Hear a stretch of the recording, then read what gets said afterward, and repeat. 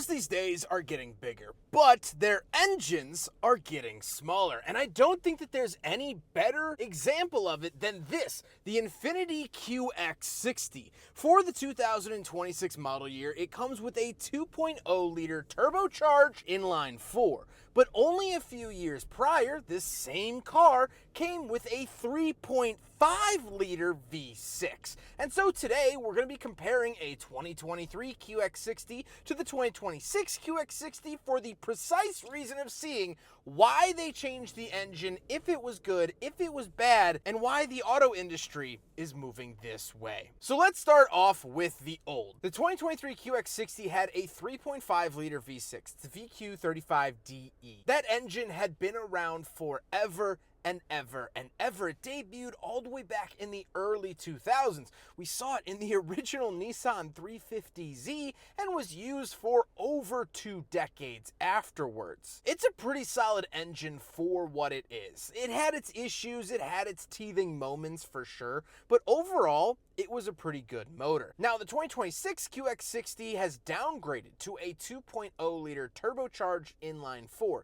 This is their variable compression engine that can actually change its compression ratio on the fly, and it's down about 20 horsepower in the 260 range. And so, before I get on to some more thoughts, let's get them out onto the test track. All right, so just doing a quick test drive here. This is the 2023 with the 3.5-liter V6. And honestly, right off the bat, just from driving it a little bit, this is the better driving experience.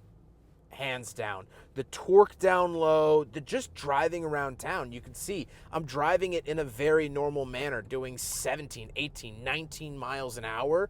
It just has a more confident, better feeling to it. Now, we're going to talk about reasons why Infiniti switched to the 2-liter turbo after this, but I just wanted to get this one out on the road real quick and just, it sounds better, it has better pickup, it's more instant, it's not waiting to switch compression ratios, it's not waiting for a turbo to spool up, it just does its job, and it does it in a decently luxurious way. Is this a Rolls Royce? No, but it doesn't need to be. Now, luckily, we are out here on the test track, so we can do a proper drag race between the two vehicles. Now, getting into the inline-4, if I didn't know any better, or if I hadn't driven the V6 before this, I would still think that this is a pretty good experience. It's smooth enough, it makes good power, I can pass people on the highway. It's not bad. Like if I were dropped into this from planet Xenon, I would be fine. But because I've experienced the V6, it does feel a little bit lacking.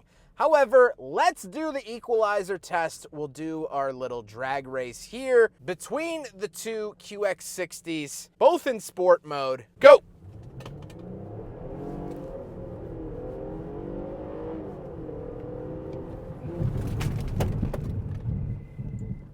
Pretty good.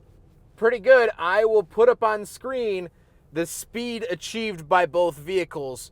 But again, this V6 just has more pulling power from any moment in time. I can ask it to do that from a roll. I can ask it to do it from a dig. I can ask it to do that sort of acceleration at any time, and it doesn't have to figure itself out. It's not trying to figure out what compression ratio is going to be best for that. It's just this 3.5 V6 is so wonderful in that way. Again, the 2-liter turbo isn't bad, but you do notice that there's something missing. It's like when you forget to add salt to a recipe and you're chewing it and you're going, there's something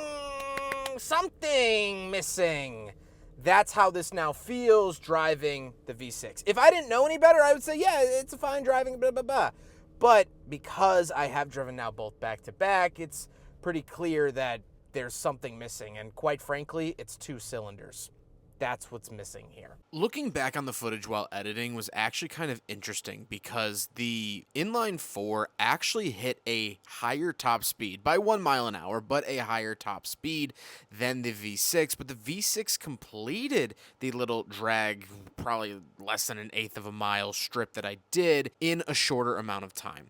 The reason for this is that the inline-4 turbo takes a half a second at start to figure out what it wants to do. There's this almost sort of dead part of the pedal where when you floor it, nothing happens for a couple blinks of the eye. That's because it's setting the compression ratio, it's spooling up the turbo, and has to work a little bit harder. The V6 has that power from the jump, and so it's a lot more linear of a power band and was able to get to the end faster, but not achieve the highest speed. Very, very interesting findings. So why would a company do this? Why has Infiniti robbed us of this great V6 for a middle-of-the-road inline-4? Well, the simple answer is fuel economy. Infiniti knows that they lost power by making this switch. Infiniti knows that the V6 was a good, solid engine. But unfortunately, there's something called CAFE standards, which is a fuel economy regulation that is across the entire board of an automaker. So like Ford, they want their throaty V8s in the Mustang.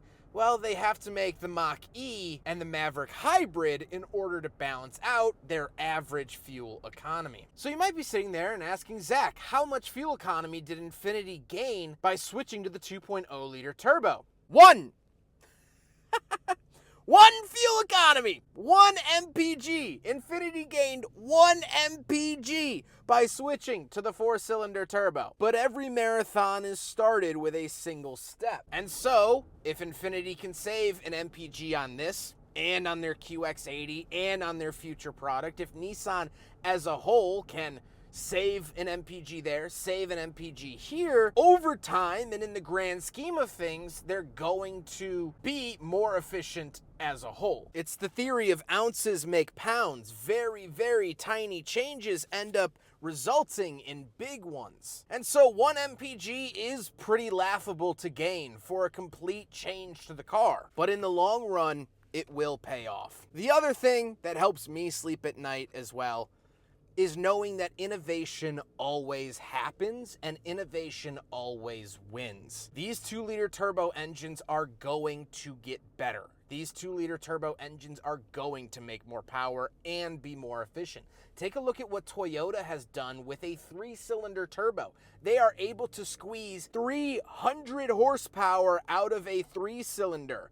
30 years ago, 3 cylinders made 60 horsepower on a very good day. They've more than tripled that. And not only have they more than tripled that, because anyone can make 300 horsepower on any engine one time, they've been able to do it with not only reliability, but staying within the emission standards. That's what makes the Hellcat engine so incredibly amazing, is the fact that it's 700 horsepower plus while still passing emissions that the Prius has to pass. So I do think innovation will come out of this. I think better engines down the line will come out of this.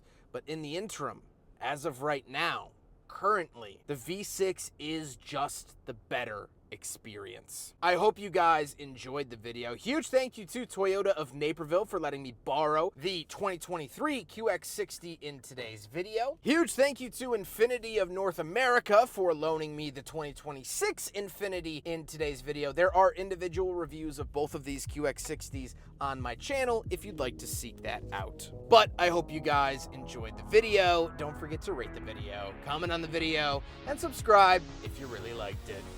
Take care, guys.